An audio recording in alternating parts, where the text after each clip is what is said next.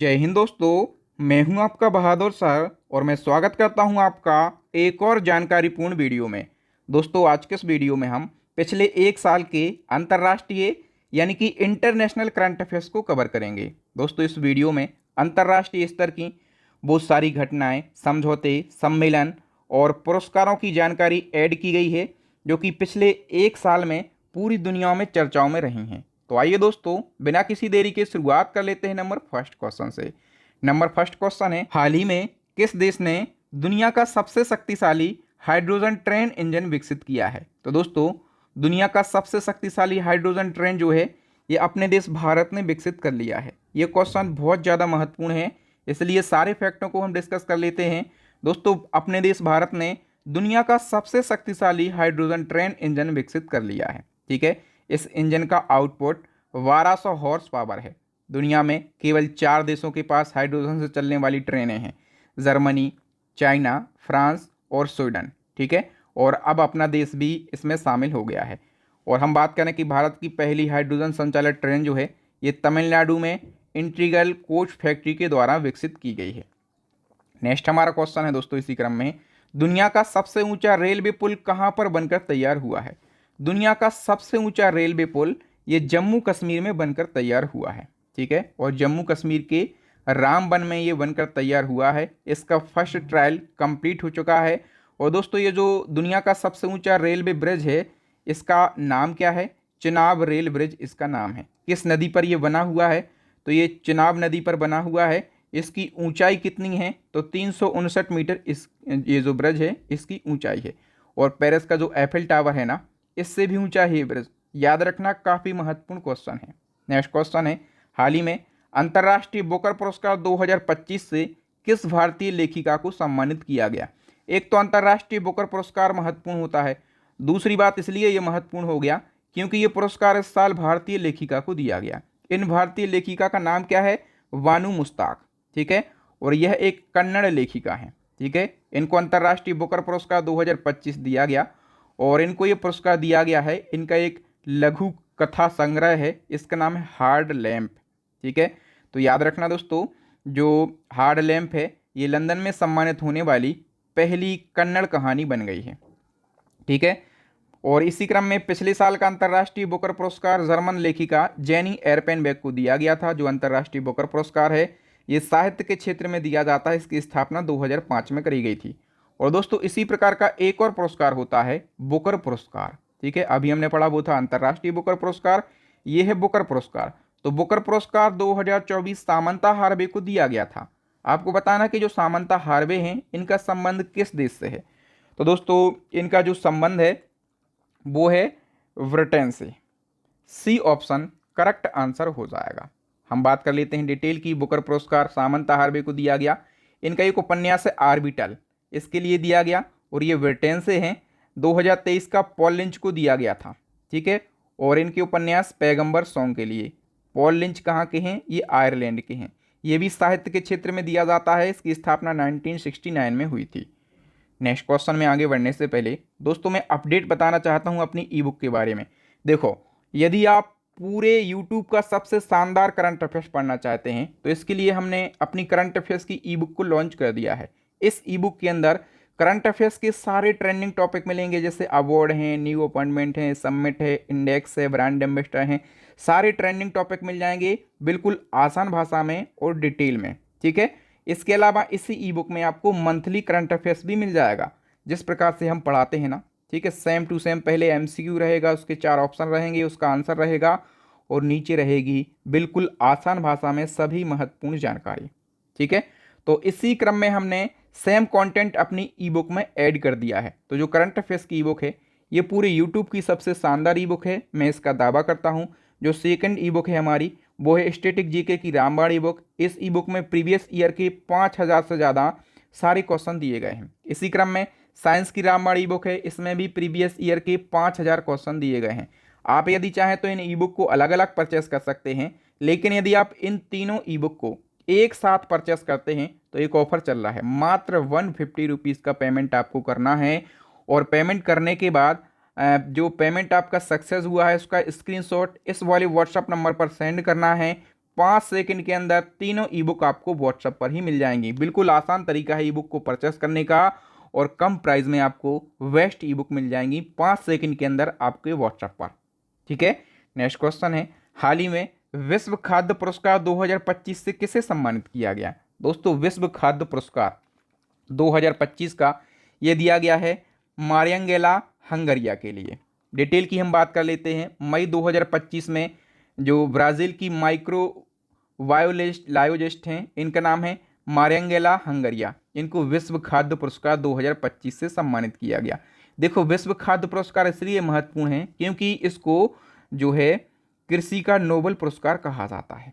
ठीक है, और ये पुरस्कार जो है उन व्यक्तियों को प्रदान किया जाता है जिन्होंने खाद्य सुरक्षा, पोषण और टिकाऊ कृषि में महत्वपूर्ण योगदान दिया हो। इस पुरस्कार की स्थापना जो है ये 1986 में डॉक्टर नॉर्मन बोरलॉग के द्वारा करी गई थी। कौन है ये? तो दोस्तों इनको विश्व में हरित क्रांति का जनक कहा जाता है और इनको नोबेल शांति पुरस्कार से भी सम्मानित किया गया। नेक्स्ट क्वेश्चन है दोस्तों, प्रित्जर आर्किटेक्चर पुरस्कार 2025 किसे प्रदान किया गया है? तो करेक्ट आंसर हो जाएगा ये पुरस्कार लियो जियाकुन के लिए दिया गया है। डिटेल की बात करें, मार्च 2025 में चीनी वास्तुकार लियो जियाकुन को प्रित्जर आर्किटेक्चर पुरस्कार 2025 प्रदान किया गया। दोस्तों ये पुरस्कार आर्किटेक्चर के क्षेत्र में दिया जाने वाला सबसे बड़ा पुरस्कार है और इस पुरस्कार को आर्किटेक्चर का नोबेल पुरस्कार भी कहा जाता है। इसमें $1,00,000 की राशि दी जाती है।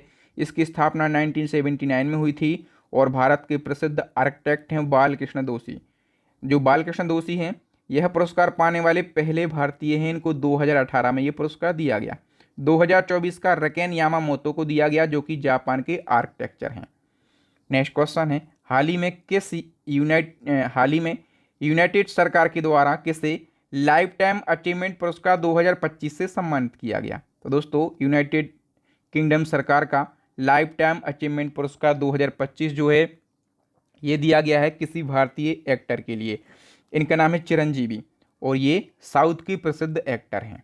नेक्स्ट है, हाल ही में आर्द्र भूमि के विवेकपूर्ण उपयोग के लिए रामसर पुरस्कार पाने वाली पहली भारतीय कौन बन गई हैं? इनका नाम है जयश्री वेंकटेशन। नेक्स्ट क्वेश्चन है, हाल ही में दुनिया के पहले एआई बच्चे का जन्म कहाँ पर हुआ है? दुनिया के पहले एआई बच्चे का जन्म हुआ है दोस्तों मैक्सिको देश में। मैं आपको डिटेल से समझाऊं। देखो क्या हुआ है, जो आईवीएफ की प्रक्रिया है, ठीक है, आईवीएफ की प्रक्रिया, ये सारी प्रक्रिया एआई यानी कि आर्टिफिशियल इंटेलिजेंस की मदद से कराई गई है और इसके बाद जो बच्चा हुआ है इसको दुनिया का पहला एआई बच्चा नाम दिया गया है। नेक्स्ट क्वेश्चन है, ऑस्ट्रेलियन ओपन 2025 में पुरुष एकल का खिताब किस खिलाड़ी ने जीत लिया है? करेक्ट आंसर हो जाएगा दोस्तों जेनिक सिनर ने। और जेनिक सिनर ये कहाँ के हैं? इटली के। तो ऑस्ट्रेलियन ओपन से प्रश्न बनते हैं इसलिए याद रखना, ऑस्ट्रेलियन ओपन में मेंस सिंगल का टाइटल जेनिक सिनर ने, वुमेन्स सिंगल का टाइटल मेडिसन कीज ने, मेंस डबल का टाइटल हेली ओबारा जो कि फिनलैंड की हैं और हेनरी पेटन जो कि ब्रिटेन की हैं, इनने जीता है। और महिला डबल्स का खिताब कतेरिना सिनियाकोवा चेक गणराज्य की और टेलर टाउनसेंड जो कि अमेरिका की हैं, इन दोनों ने वुमेन्स डबल्स का खिताब जीता है। अब बताइए गणतंत्र दिवस समारोह 2025 के मुख्य अतिथि कौन थे? मोस्ट इंपॉर्टेंट क्वेश्चन है ये। तो गणतंत्र दिवस के मुख्य अतिथि दोस्तों ये थे प्रबोवो सुबियांतो। ठीक है, कौन है ये? तो ये इंडोनेशिया के प्रेसिडेंट हैं। नेक्स्ट है, रायसीना डायलॉग सम्मेलन 2025 के मुख्य अतिथि के रूप में किसने हिस्सा लिया? अब रायसीना डायलॉग के मुख्य अतिथि की हम बात कर लेते हैं। ये थे क्रिस्टोफर लक्सन। कौन है ये? न्यूजीलैंड के प्रधानमंत्री हैं। ठीक है, रायसीना डायलॉग का आयोजन हर साल न्यू दिल्ली में किया जाता है। नेक्स्ट क्वेश्चन है, समलैंगिक शादी का कानून लागू करने वाला दक्षिण पूर्व एशिया का पहला देश कौन सा बन गया है? ये बन गया है थाईलैंड। देखो आप भी अपना आंसर लगा सकते हैं वीडियो को पॉज करके और आप अपना स्कोर जरूर शेयर करना लास्ट में कि आपने 111 प्रश्नों में से कितने क्वेश्चन के सही आंसर दिए हैं। और यदि आपको मेरे पढ़ाने का तरीका और कंटेंट की क्वालिटी अच्छी लग रही है और यदि आपने हमारा चैनल सब्सक्राइब नहीं किया है तो चैनल को सब्सक्राइब ज़रूर कर लेना ताकि जब भी मैं महत्वपूर्ण वीडियो डालूं तो वो वीडियो आपको सबसे पहले मिल सके। बताओ कि फिडे शतरंज वर्ल्ड कप 2025 की मेज़बानी कौन सा देश करेगा? तो दोस्तों इसकी मेज़बानी जो है अपना देश भारत करेगा। ठीक है, और जो 2024 की ये प्रतियोगिता हुई थी, ये वर्ल्ड कप हुआ था, किसने जीता था? अपने भारत के डी गुगेश ने। ठीक है।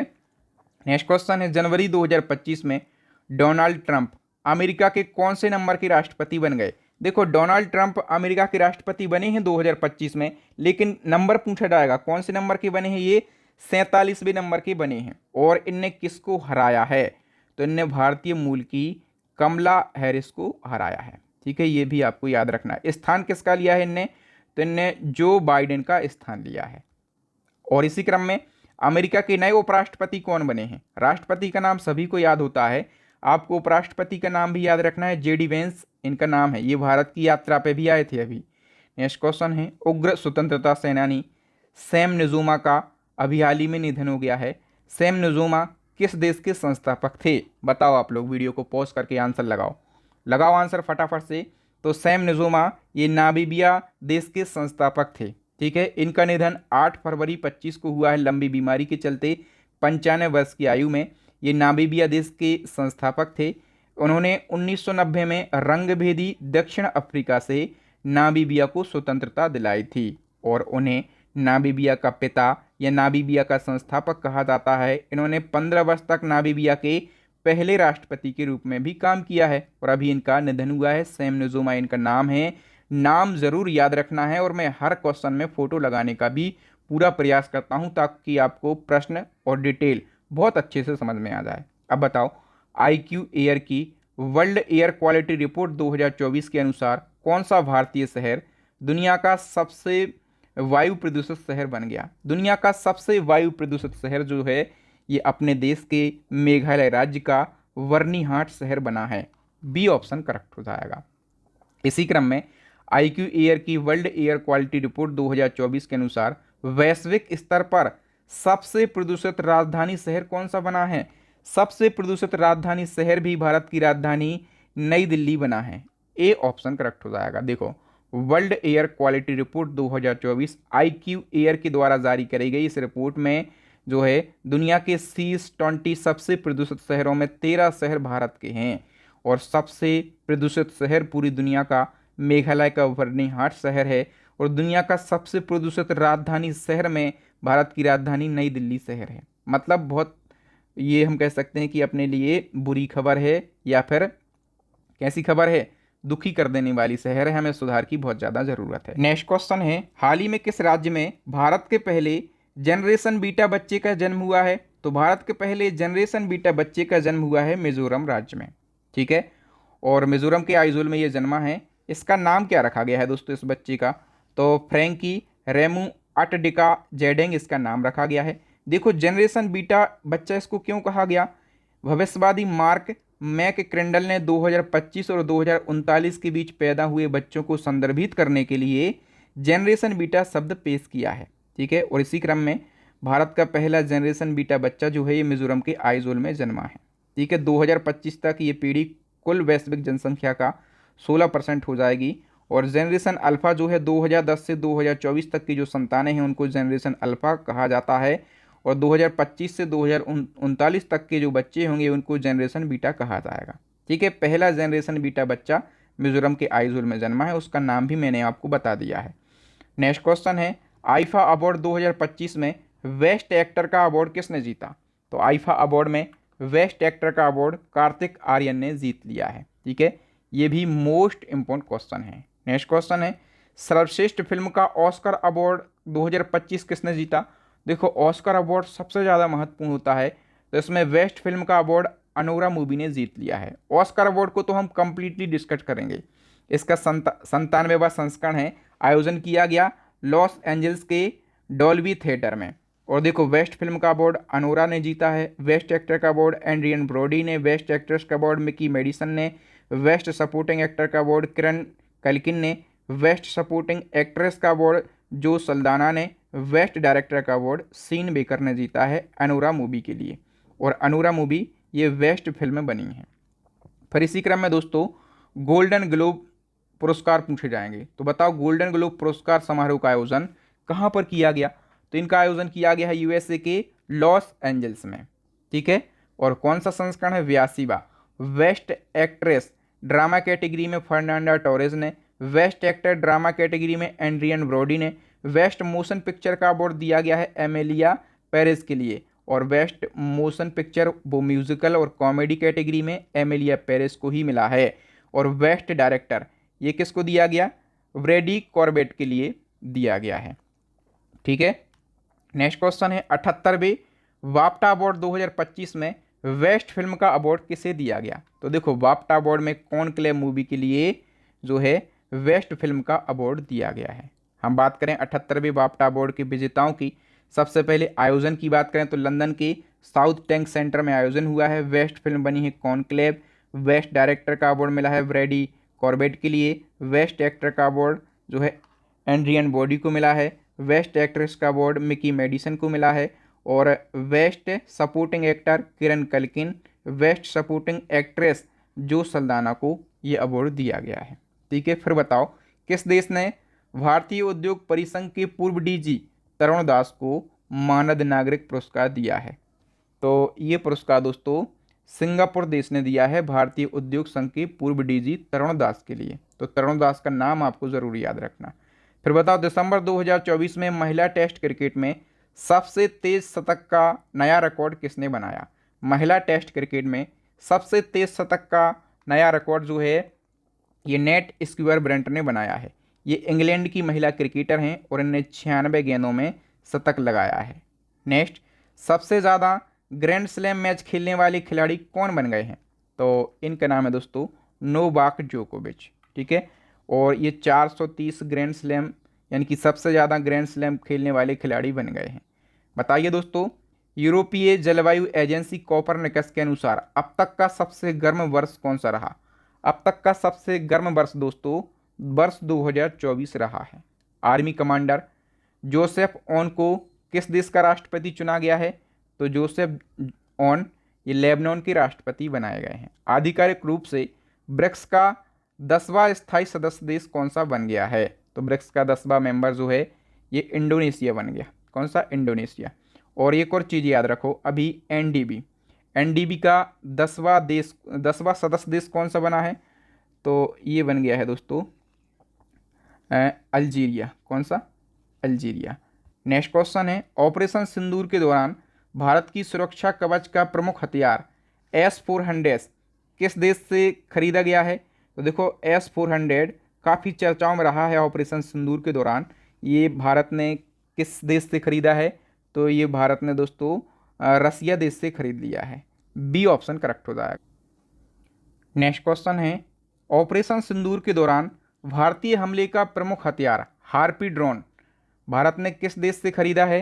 तो हार्पी ड्रोन की हम बात कर रहे हैं, ये भारत ने इजराइल से खरीदा है।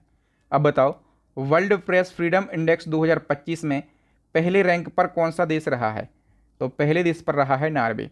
देखो जो वर्ल्ड प्रेस फ्रीडम इंडेक्स है ये रिपोर्टर्स विदाउट बॉर्डर के द्वारा जारी किया जाता है और इसको ग्लोबल मीडिया वॉचडॉग कहा जाता है। इसमें भारत जो है 151वें स्थान पर है। पहले स्थान पर है नॉर्वे, दूसरे पर है एस्टोनिया, तीसरे पर है नीदरलैंड। ये इंडेक्स 5 इंडिकेटर्स के आधार पर तैयार किया जाता है। एक है पॉलिटिकल, दूसरा इकोनॉमिक, तीसरा है लेजिस्लेटिव, चौथा है सोशल और पांचवा है सिक्योरिटी। नेक्स्ट क्वेश्चन है महाराष्ट्र सरकार ने मराठा योद्धा रघुजी भोसले की तलवार किस जगह से नीलामी में 47.15 लाख रुपए में खरीदकर वापस मंगवाई है। तो याद रखना रघुजी भोसले ये मराठा योद्धा थे। इनकी तलवार लंदन में एक संग्रहालय में रखी हुई थी। इसकी नीलामी हुई तो महाराष्ट्र सरकार ने इस तलवार को खरीद लिया है। नेक्स्ट क्वेश्चन गणित के क्षेत्र का सम्मान है एबेल अवार्ड। तो बताओ एबेल अवार्ड 2025 के विजेता का नाम क्या है। इनका नाम है मसाकी काशीवारा। एबेल अवार्ड महत्वपूर्ण होता है क्योंकि एबेल अवार्ड को गणित का नोबेल पुरस्कार कहा जाता है और ये पुरस्कार जापान के प्रसिद्ध गणितज्ञ मसाकी काशीवारा को दिया गया है। और मसाकी काशीवारा ये पुरस्कार पाने वाले पहले जापानी गणितज्ञ बन गए हैं। एबेल अवार्ड दुनिया भर में गणित का सबसे प्रतिष्ठित अवार्ड है। मैंने बताया कि इसको गणित का नोबेल पुरस्कार कहा जाता है। इसकी शुरुआत नॉर्वे की सरकार ने 2001 में करी थी। पहली बार ये पुरस्कार जेन पेरी के लिए दिया गया था और 2024 का मिशेल टेलाग्राउंड को दिया गया था। ये फ्रांस के गणितज्ञ हैं। देखो यदि आपका एग्जाम अभी कुछ दिन बाद होने वाला है तो मैं 2024 की घटना भी साथ में बताता हूँ, क्योंकि कुछ दिन बाद आपका एग्जाम होगा तो लगभग 2 महीने 3 महीने के पहले का करंट अफेयर्स पूछा जाएगा और पिछले 1 से 2 साल का करंट अफेयर्स पूछा जाता है। इसलिए मैं पूरी कोशिश करता हूं कि यदि कोई पुराना फैक्ट है, महत्वपूर्ण फैक्ट है, तो उसको भी मैं हर वीडियो में ऐड करता हूं, चाहे मैं किसी भी टॉपिक को पढ़ा रहा हूं। मतलब मैं आपके एग्जाम में क्या क्या एग्जामिनर पूछ सकता है उसका पूरा ख्याल रखता हूं। नेक्स्ट क्वेश्चन है, आईसीसी चैंपियन ट्रॉफी 2025 के खिताब अपने देश भारत ने जीत लिया है, लेकिन भारत ने किस देश को हराकर यह खिताब जीता? तो भारत ने न्यूजीलैंड को हराया है। आईसीसी चैंपियन ट्रॉफी 9वां संस्करण है, हुआ इस साल।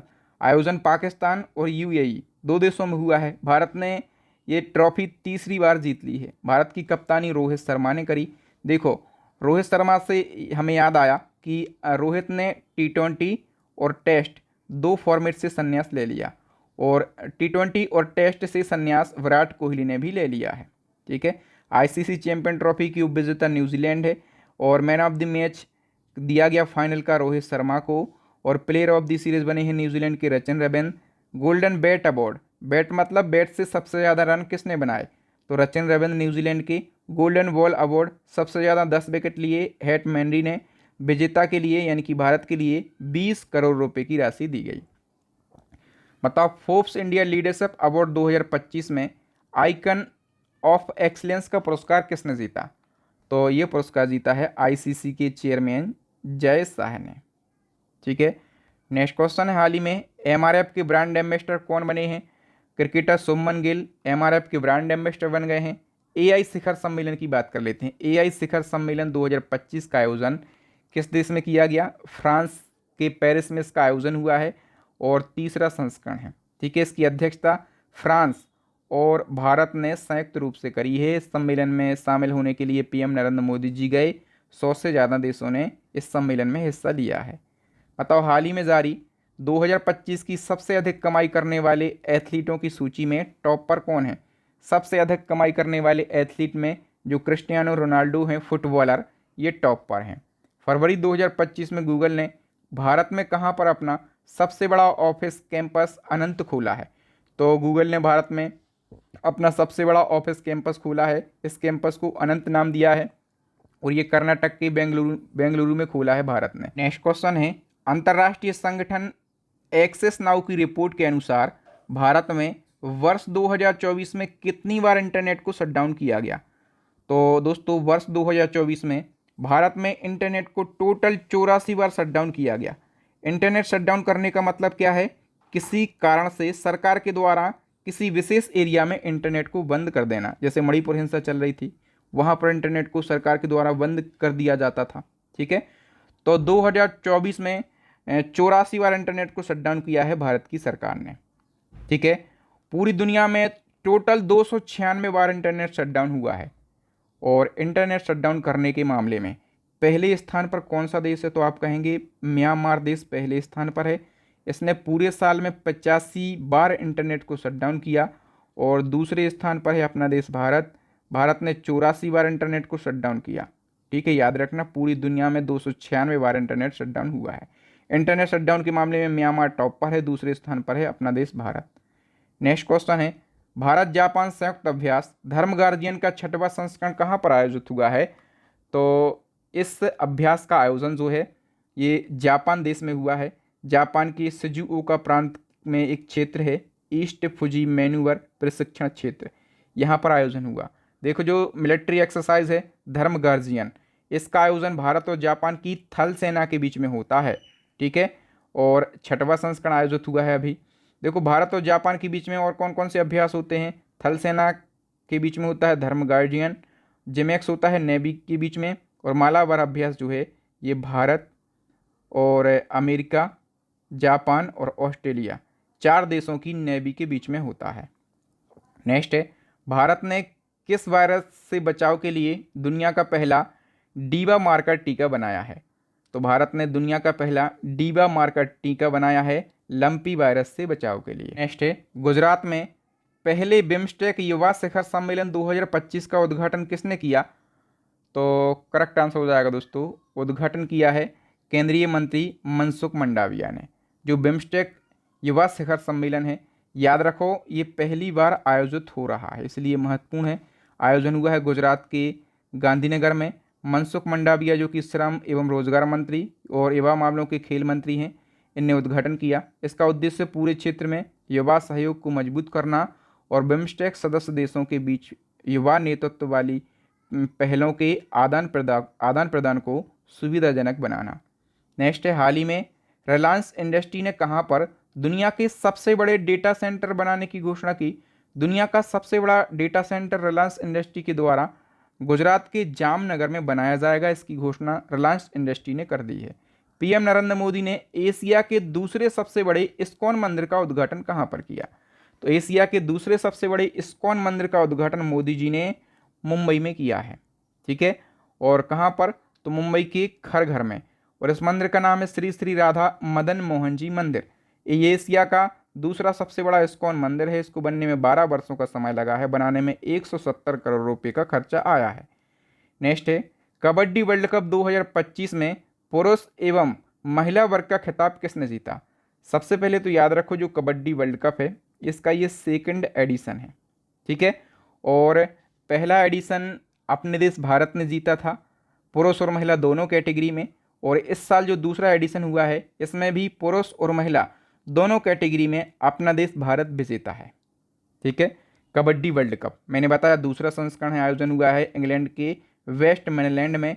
भारत ने पुरुष और महिला दोनों कैटेगरी में ये वर्ल्ड कप जीता है। और भारतीय पुरुष कबड्डी टीम के कप्तान कौन हैं?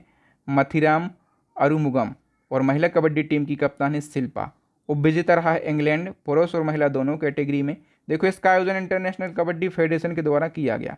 और जो कबड्डी का पहला वर्ल्ड कप हुआ था 2019 में, ठीक है, मलेशिया के मेलाका में हुआ था। और इसमें भी भारत ने पुरुष और महिला दोनों वर्गों में विजेता बना था। नेक्स्ट है, हाल ही में प्रथम खो खो वर्ल्ड कप 2025 का खिताब किस देश की महिला टीम ने जीत लिया? देखो, खो खो वर्ल्ड कप हुआ है पहली बार। ठीक है, तो ये वर्ल्ड कप महिला और पुरुष दोनों कैटेगरी में भारत ने ही जीत लिया है। कबड्डी और खो खो में अपन बहुत ज़्यादा अव्वल हैं। ठीक है, तो हम डिटेल की बात कर लेते हैं। खो खो वर्ल्ड कप का पहला संस्करण है, महिला और पुरुष दोनों कैटेगरी में भारत विजेता रहा है। नेपाल जो है महिला और पुरुष दोनों कैटेगरी में उपविजेता रहा है। आयोजन किया गया नई दिल्ली में और आयोजन किया भारतीय खो खो महासंघ और अंतर्राष्ट्रीय खो खो महासंघ ने। उद्घाटन किया उपराष्ट्रपति जगदीप धनखड़ ने। और इसका शुभंकर तेजस और तारा के लिए बनाया गया।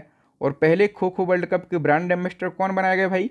अभिनेता सलमान खान। ठीक है, और kho kho federation of India के अध्यक्ष कौन है? तो शुभांशु मित्तल इसके अध्यक्ष हैं। नेक्स्ट क्वेश्चन है, फूड डिलीवरी कंपनी जोमेटो ने अपना नाम बदल लिया। जोमेटो का नया नाम क्या हो गया है? जोमेटो का नया नाम हो गया है इटरनल। अंतरिक्ष में जाने वाले पहले भारतीय टूरिस्ट कौन बने हैं? तो इनका नाम है गोपी थूटाकुरा। इनका भी नाम याद रखो भैया। और नेक्स्ट हमारा क्वेश्चन है, सबसे लंबे समय तक अंतरिक्ष में स्पेस वॉक करने वाली पहली भारतीय मूल की अंतरिक्ष यात्री कौन बनी है? तो ये सुनीता विलियम्स बन गई हैं। देखो, इसी क्रम में एक और प्रश्न बनेगा कि भारतीय मूल की अमेरिकी एस्ट्रोनॉट्स का नाम बताओ जो कि 8 दिन के लिए इंटरनेशनल स्पेस स्टेशन गई थीं, लेकिन पृथ्वी पर लौटने में उनको 9 महीने का समय लगा। तो इनके बारे में पता होगा, सुनीता विलियम्स इनका नाम है। पूरी स्टोरी, पूरी घटना मैं आपको बताता हूँ। देखो, भारतीय मूल की अमेरिकी एस्ट्रोनॉट्स हैं, नाम है इनका सुनीता विलियम्स। और एक अमेरिकी हैं बुच बिलमोर। ठीक है, नासा के हैं ये नासा ने एक मिशन चलाया था 8 दिन के joint crew flight test mission. और इस मिशन पर ये 5 जून 2024 को ये दोनों लोग गए थे, लेकिन इनकी स्पेस क्राफ्ट में वहाँ पर टेक्निकल खराबी आ गई और उनका 8 दिन का ये जो मिशन है ये 9 महीने से ज़्यादा हो गया। ठीक है, सुनीता विलियम्स और उनके साथी बुच बिलमोर 19 मार्च 2025 को पृथ्वी पर लौटे हैं। और सुनीता विलियम्स और उनके साथी बुच बिलमोर स्पेस एक्स के क्रू 10 मिशन के द्वारा अंतर्राष्ट्रीय स्पेस स्टेशन से पृथ्वी पर वापस लौटे हैं। आपसे पूछा जाएगा किस मिशन के द्वारा ये वापस लौटे। ठीक है, इनके साथी कौन थे जो कि मिशन पर गए थे? ये सारी बातें आपको याद रखना है। हाल ही में अंतर्राष्ट्रीय ओलंपिक समिति की पहली महिला अध्यक्ष कौन बनी है? तो इनका नाम है क्रिस्टी कोवेंट्री। ये कहाँ की हैं? तो ये हैं जिम्बाब्वे की। फिर बताओ, दुनिया की पहली मिस एआई का खिताब किसने जीता? तो ये केंजा लेली ने जीता है और ये मोरक्को देश की इन्फ्लुएंसर हैं। हाल ही में कौन भारतीय मूल की महिला वर्ल्ड बैंक के वैश्विक पर्यावरण सुविधा की प्रथम महिला डायरेक्टर बनी है? तो इन भारतीय मूल की महिला का नाम है गीता बत्रा। हाल ही में जारी मानव विकास सूचकांक 2025 में भारत की रैंक क्या है? मानव विकास सूचकांक में भारत 130वें स्थान पर रहा है। ठीक है, और टॉप पर कौन सा देश रहा है सूचकांक में? नॉर्वे टॉप पर रहा है। नेक्स्ट है, संयुक्त राष्ट्र की वर्ल्ड हैप्पीनेस इंडेक्स 2025 के अनुसार खुशहाल देशों की सूची में भारत की रैंक क्या है? तो देखो, खुशहाल देशों की सूची में भारत 118वें स्थान पर है। और सबसे खुशहाल देश आपसे पूछा जाए तो आप कहेंगे फिनलैंड, लगातार 8वीं साल दुनिया का सबसे खुशहाल देश बन गया है। नेक्स्ट क्वेश्चन है, वर्ष 2024 में साइबर हमलों के मामले में भारत किस स्थान पर है? तो साइबर हमलों में सबसे पहले आप टॉप पर समझो, टॉप पर है यूएसए। कौन सा देश? यूएसए टॉप पर है। और अपना देश भारत ये सेकंड पोजीशन पर है साइबर हमलों के मामलों में। हाल ही में जारी ब्लूमबर्ग की रिपोर्ट के अनुसार एशिया के सबसे धनी परिवारों की सूची में कौन टॉप पर है? एशिया के सबसे धनी परिवारों की सूची में जो अंबानी फैमिली है, मुकेश अंबानी एंड फैमिली, ये टॉप पर है। ठीक है, फिर बताओ दोस्तों, एडेल गेब हॉर्न इंडिया परोपकार सूची 2024 में सबसे अधिक दान करने वाले व्यक्ति कौन बने? देखो, सबसे अधिक दान करने वाले व्यक्ति बन गए हैं शिव नादर। कौन बन गए हैं? Shiv Nadar and family. ठीक है, इनने पिछले एक साल में 2153 करोड़ रुपए दान किए हैं। तो शिव नादर सबसे अधिक दानी व्यक्ति बन गए हैं, या फिर सबसे अधिक परोपकारी व्यक्ति बन गए। नेक्स्ट है, G20 वार्षिक शिखर सम्मेलन 2024 की मेजबानी किस देश ने करी है? तो ब्राजील देश ने मेजबानी करी है। और कौन सा संस्करण हुआ है? 19वां। ब्राजील के रियो डी जेनेरियो शहर में आयोजन हुआ। अध्यक्षता करी ब्राजील के राष्ट्रपति लूला दी सिल्वा ने। भारत की तरफ से पीएम मोदी जी शामिल हुए। देखो, G20 इसको बोलते हैं ग्रुप ऑफ 20।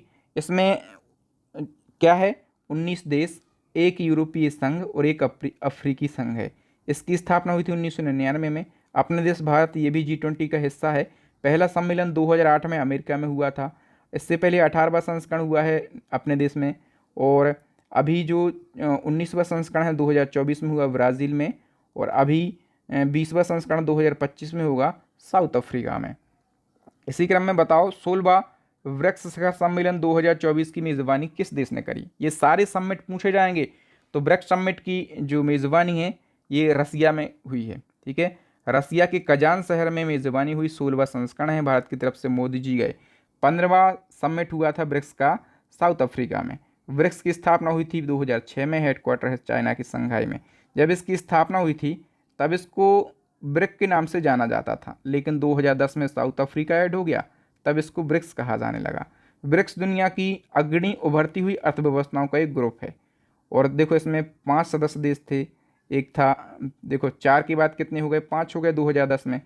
तो 5 कौन कौन से? ब्राज़ील, रूस, इंडिया, चाइना और south Africa.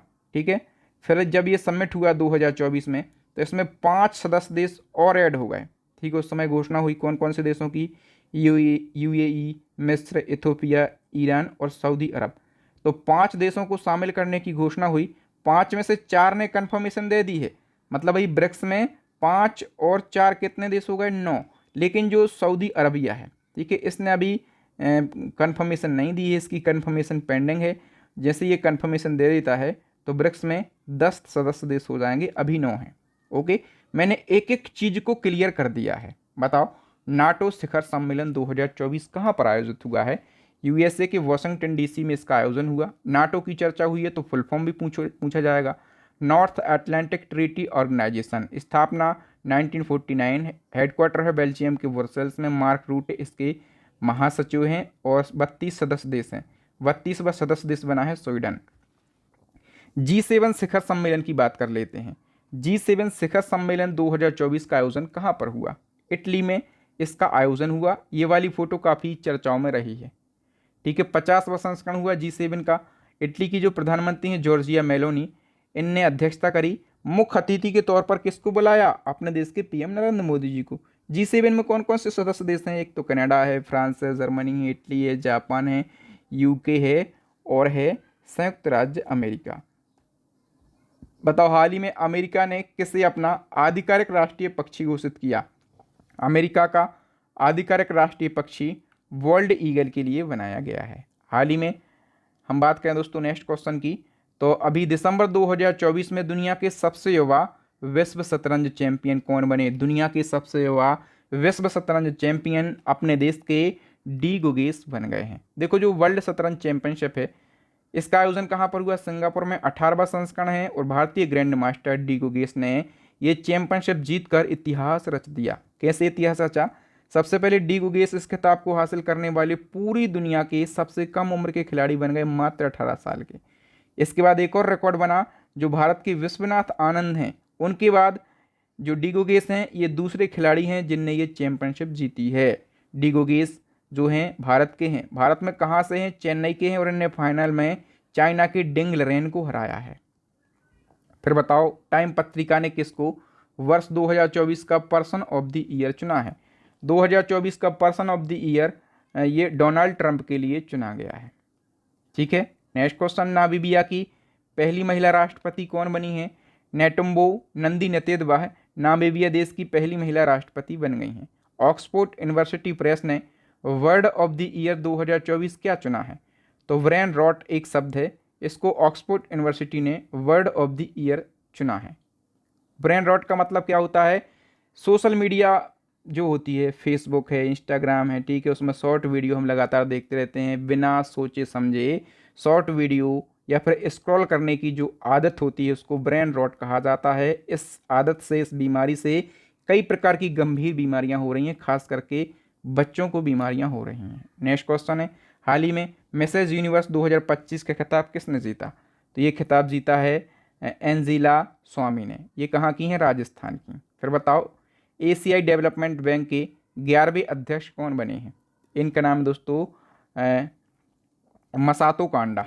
D option correct answer हो जाएगा। देखो जो एशियन डेवलपमेंट बैंक है इसकी स्थापना 1966 में, हेडक्वार्टर कहाँ पर है? फिलीपींस के मनीला में। नेक्स्ट बताओ एशिया का सबसे बड़ा एयर शो एरो इंडिया 2025 का आयोजन फरवरी 2024 में कहाँ पर हुआ? तो इसका आयोजन हुआ है बेंगलुरु में। मार्टिन कुप्टिल इनने इंटरनेशनल क्रिकेट से संन्यास ले लिया। मार्टिन कुप्टिल किस देश के क्रिकेटर हैं? तो ये न्यूजीलैंड के क्रिकेटर हैं। बताओ करप्शन परसेंटेज इंडेक्स 2024 के अनुसार किस देश में सबसे ज़्यादा भ्रष्टाचार है?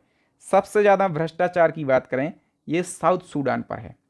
और हम बात करें कि सबसे कम भ्रष्टाचार कहाँ पर है? तो डेनमार्क देश में सबसे कम भ्रष्टाचार है। अपना देश भारत भ्रष्टाचार की दृष्टि से या फिर इस इंडेक्स की रैंक में कौन से स्थान पर है? तो 96वें स्थान पर है अपना देश भारत। हम बात कर रहे हैं ये रैंकिंग हो रही है 180 देशों में से। नेक्स्ट क्वेश्चन है, हाल ही में डिजिटल पायलट लाइसेंस शुरू करने वाला दुनिया का दूसरा देश कौन सा बन गया है? सबसे पहले तो पहला याद रखो, पहला कौन सा है? तो पहला है चीन और दूसरा बना है अपना देश भारत। नेक्स्ट क्वेश्चन है, देश के किस राज्य में सबसे ज़्यादा 11वीं बार राष्ट्रपति शासन लागू किया गया? तो सबसे ज़्यादा 11वीं बार राष्ट्रपति शासन मणिपुर में किया गया। 1950 से लगाकर अभी तक 135 बार राष्ट्रपति शासन लगाया जा चुका है, सबसे ज़्यादा मणिपुर में 11 बार। ठीक है, फिर यूपी की हम बात करें, यूपी में 10 बार। पंजाब की हम बात करें, पंजाब में 9 बार। जम्मू कश्मीर की बात करें तो जम्मू कश्मीर में भी 9 बार। ये टॉप के राज्य हैं। पूरे देश में टोटल 135 बार राष्ट्रपति शासन लगा है अभी तक। बताओ फिर कि भारतीय मूल की वैज्ञानिक का नाम क्या है जिसने अमेरिकी टीम का नेतृत्व करते हुए ब्लैक होल वाली बौनी आकाश गंगाओं की खोज करी है? तो भारतीय मूल की उस वैज्ञानिक का नाम है दोस्तों रागा दीपिका पुचा। सी ऑप्शन करेक्ट हो जाएगा। FBI, FBI मतलब अमेरिकी जांच agency, federal bureau of investigation. तो इसका डायरेक्टर किस भारतीय मूल के व्यक्ति को बनाया गया? तो FBI की जो डायरेक्टर हैं दोस्तों ये बन गए हैं Kashyap Pramod Patel. C option correct हो जाएगा। और दोस्तों ये इसलिए चर्चाओं में रहे हैं क्योंकि इनने गीता पर रखकर शपथ ली है। ठीक है, जैसे ये पद पर बैठे तो इनने भगवत गीता पर रखकर शपथ ली है। पूरी दुनिया में ये चर्चाओं में रहे हैं। ठीक है, और मैंने पूरी कोशिश करी है इस वीडियो में केवल बेस्ट कंटेंट रखा जाए, सिलेक्टेड कंटेंट रखा जाए, वही कंटेंट रखा जाए जहां से एग्जाम में क्वेश्चन पूछे जाएंगे। ठीक है, तो वीडियो को लाइक कर दीजिएगा। बार बार बोलता हूं कि चैनल को सब्सक्राइब कर लो ताकि बेहतरीन वीडियो आपको सबसे पहले मिल सकें। हाल ही में अमेरिकी राष्ट्रीय खुफिया निदेशक के रूप में शपथ लेने वाली पहली हिंदू कौन बन गई हैं? तो दोस्तों इनका नाम है तुलसी गबार्ड। सी ऑप्शन करेक्ट हो जाएगा। एक दिवसीय अंतर्राष्ट्रीय मैचों में सबसे तेज 14,000 रन बनाने वाले बल्लेबाज कौन बन गए हैं? ये बन गए हैं अपने देश के विराट कोहली।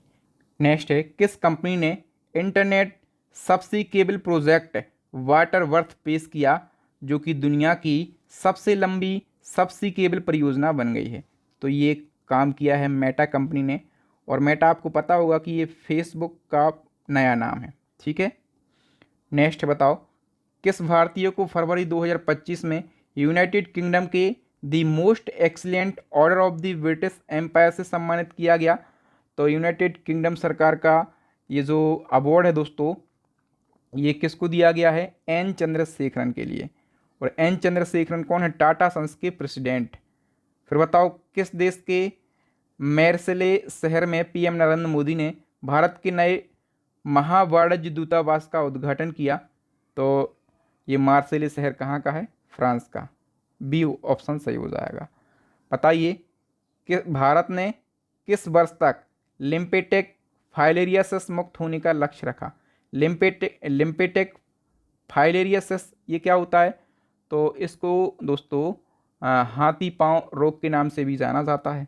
ठीक है, और इससे मुक्त होने का लक्ष्य अपने देश ने 2027 तक रखा है। किस देश ने 104 अवैध भारतीयों को हथकड़ी और पैरों में जंजीर बांधकर सैन्य विमान से भारत निर्वासित किया? तो 104 अवैध भारतीयों को हथकड़ी पहनाकर किसने भेजा था? देश में काफ़ी चर्चाओं में रही थी ये न्यूज़, तो यूएसए ने भेजा था। नेक्स्ट है, WHO के अनुसार वर्ष 2050 तक दक्षिण पूर्व एशिया क्षेत्र में कैंसर के मामलों और मौतों में कितने प्रतिशत वृद्धि होने का अनुमान है? तो दक्षिण पूर्व एशिया क्षेत्रों में कैंसर के मामले और मौतों में 2050 तक 85% वृद्धि होने का अनुमान है। बताओ, शतरंज टूर्नामेंट टाटा स्टील मास्टर 2025 के खिताब किसने जीता? ये खिताब आर प्रज्ञानंद ने जीत लिया। यह एक शतरंज टूर्नामेंट है, इसकी शुरुआत हुई थी 1938 में। इस साल 87वां संस्करण खेला गया और नीदरलैंड देश में इसका आयोजन हुआ है। जीता है भारत के आर प्रज्ञानंद ने। नेक्स्ट है दोस्तों, अंतर्राष्ट्रीय फिल्म महोत्सव रॉटरडैम 2025 में नेटपैक पुरस्कार किस फिल्म ने जीता है?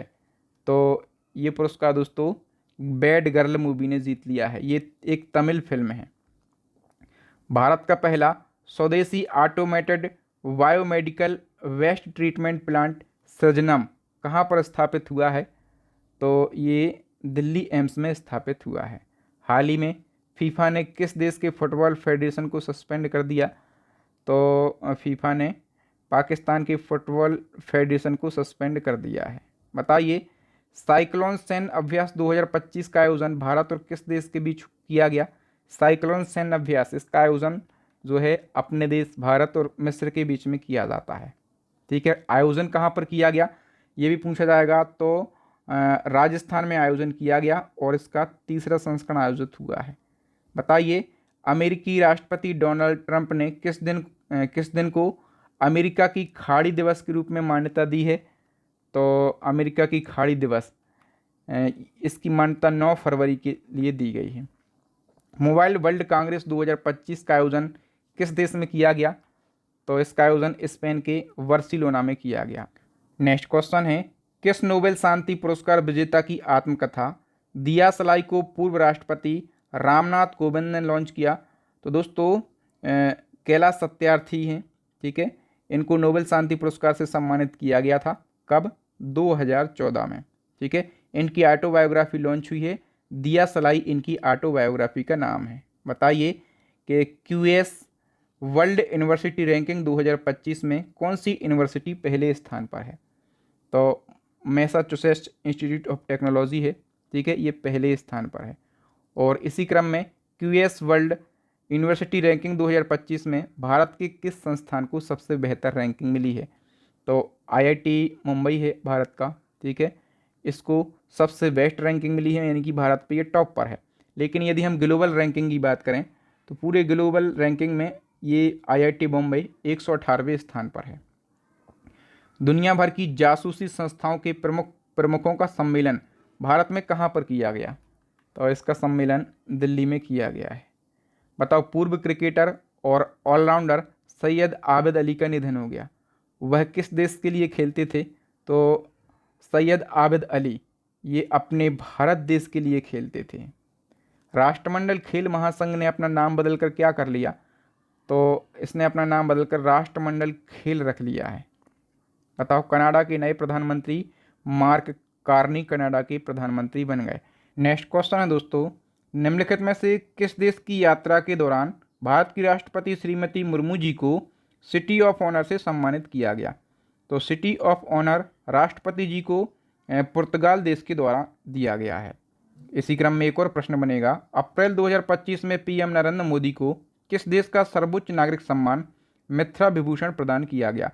तो मित्रा विभूषण दोस्तों ये श्रीलंका का सर्वोच्च नागरिक सम्मान है और ये पीएम नरेंद्र मोदी जी को दिया गया। क्यों दिया गया? तो भारत और श्रीलंका के बीच ऐतिहासिक संबंधों को मजबूत करने में मोदी जी के योगदान के लिए ये सम्मान दिया है श्रीलंका ने। चंद्रमा की परिक्रमा करने वाली दुनिया की पहली महिला अंतरिक्ष यात्री कौन बनेंगी? तो इनका नाम है दोस्तों क्रिस्टीना कोच। भारत का पहला एनालॉग स्पेस मिशन किस स्थान पर लॉन्च किया गया है? तो ये लद्दाख के लेह में लॉन्च किया गया है। बताओ, किस देश ने विश्व का पहला लकड़ी का बना उपग्रह लिग्नोसैट लॉन्च किया? तो विश्व का पहला लकड़ी से बना उपग्रह, इसका नाम है लिग्नोसैट, ये लॉन्च किया है जापान देश ने। ठीक है, बताओ, भारत का पहला एनालॉग स्पेस मिशन किस स्थान पर लॉन्च किया गया? तो ये रिपीट हो गया, ये लेह में लॉन्च हुआ है। बताओ, वर्ष 2024 में पहला एशियाई बौद्ध शिखर सम्मेलन का आयोजन कहाँ पर किया गया है? इसका आयोजन नई दिल्ली में किया गया है। बताइए, नीरज चोपड़ा ने दोहा डायमंड लीग में कितना मीटर दूर भाला फेंककर अपना ही नेशनल रिकॉर्ड तोड़ दिया है और एक नया रिकॉर्ड बना लिया? तो नीरज चोपड़ा ने भाला फेंका है 90.23 मीटर का। ए ऑप्शन करेक्ट हो जाएगा। भारत के हैं Neeraj Chopra, star javelin thrower हैं। इनने मई 2025 में दोहा डायमंड लीग में 90.23 मीटर का भाला फेंका। इससे पहले उनका वेस्ट थ्रो 89.94 मीटर का था, जो कि 2022 डायमंड लीग में इनने हासिल किया था। ठीक है, तो इनने ये रिकॉर्ड तोड़ दिया है। हालांकि ये दोहा डायमंड लीग में दूसरे स्थान पर रहे हैं। पहले स्थान पर रहे हैं जर्मनी के जूलियन वेबर, इनने 91.06 मीटर का भाला फेंका है और पहले स्थान पर रहे हैं। अंतिम और महत्वपूर्ण प्रश्न है, नए पोप का नाम बताइए जिन्हें मई 2025 में चुना गया। तो देखो, कैथोलिक चर्च के नए पोप चुने गए हैं, उनका नाम है पोप लियो 14। हम डिटेल से समझ लेते हैं इस प्रश्न को। 8 मई 2025 को कार्डिनल रॉबर्ट फ्रांसिस प्रीवोस्ट को कैथोलिक का नया पोप चुना गया है। ठीक है, और उन्होंने अपने लिए एक नाम चुना है, क्योंकि जब भी कोई नया पोप बनता है तो उसको एक नया नाम चुनना होता है, और इन्हें अपना नाम चुना है पोप लियो 14। परंपरा के अनुसार नए पोप को अपना एक नया नाम चुनना होता है, तो इन्हें अपना नाम पोप लियो 14 चुन लिया है। और ये पहली बार है कि यूएसए के किसी नागरिक को पोप बनाया गया है। इनसे पहले रोमन कैथोलिक चर्च के लीडर थे पोप फ्रांसिस, और इनका 21 अप्रैल 2025 को निधन हो गया था। ठीक है, तो इनका निधन, पोप फ्रांसिस का निधन भी आपको याद रखना है, अप्रैल 2025 को हुआ था, लंबी बीमारी के चलते। नए बन गए हैं पोप लियो 14। इनका ओरिजिनल नाम भी मैंने बता दिया, और इन्हें अपना नया नाम क्या चुना है वो भी बता दिया। तो दोस्तों, यहाँ पर पिछले एक साल का जितना भी इंटरनेशनल यानी कि अंतर्राष्ट्रीय करंट अफेयर्स बन सकता था, मैंने कंप्लीट करा दिया है। यदि आप इसी प्रकार से टॉपिक वाइज और मंथली वाइज करंट अफेयर्स को पढ़ना चाहते हैं, जितने भी ट्रेंडिंग टॉपिक हैं वो सारे हमारी ई बुक में मिल जाएंगे, और मंथली करंट अफेयर्स भी मिल जाएगा हमारी ई बुक में। हम दावा करते हैं कि हमारी करंट अफेयर्स की ई बुक पूरे यूट्यूब की सबसे शानदार ई बुक है। जो सेकंड ई बुक है ये स्टैटिक जीके की रामबाण ई बुक है। इसमें प्रीवियस ईयर के 5000 से ज़्यादा प्रश्न रखे गए हैं। इसी क्रम में जो थर्ड ई बुक है ये साइंस की है, इसमें भी 5000 से ज़्यादा प्रीवियस ईयर क्वेश्चन रखे गए हैं। इन सभी को परचेस कर लेना। और अभी एक ऑफर चल रहा है, यदि आप इन तीनों ई बुक को एक साथ परचेस करते हैं तो आपको मात्र 150 रुपये का पेमेंट करना है इस QR कोड पर। पेमेंट होने के बाद आपको पेमेंट सक्सेस का स्क्रीनशॉट इस व्हाट्सएप पर भेजना है। 5 सेकंड के अंदर हम ये तीनों ई बुक आपके व्हाट्सएप पर सेंड कर देंगे। सबसे आसान तरीका है ई बुक को परचेस करने का। मुझे उम्मीद है कि आपको मेरे पढ़ाने का तरीका और कंटेंट की क्वालिटी ज़रूर अच्छी लगी होगी। अच्छी लगी है ना, तो वीडियो को लाइक कीजिए, चैनल को सब्सक्राइब कीजिए। इस वीडियो को ज़्यादा से ज़्यादा अपने दोस्तों तक, आपके व्हाट्सएप पर, टेलीग्राम पर, जितने भी स्टडी से रिलेटेड ग्रुप हों उन सभी ग्रुपों में इस वीडियो को शेयर करके हमारा हौसला बुलंद कीजिए, ताकि हम इसी प्रकार से मेहनत करके और बेस्ट कंटेंट आप लोगों के लिए ला सकें। Thank you. जय हिंद। मैं हूं आपका बहादुर।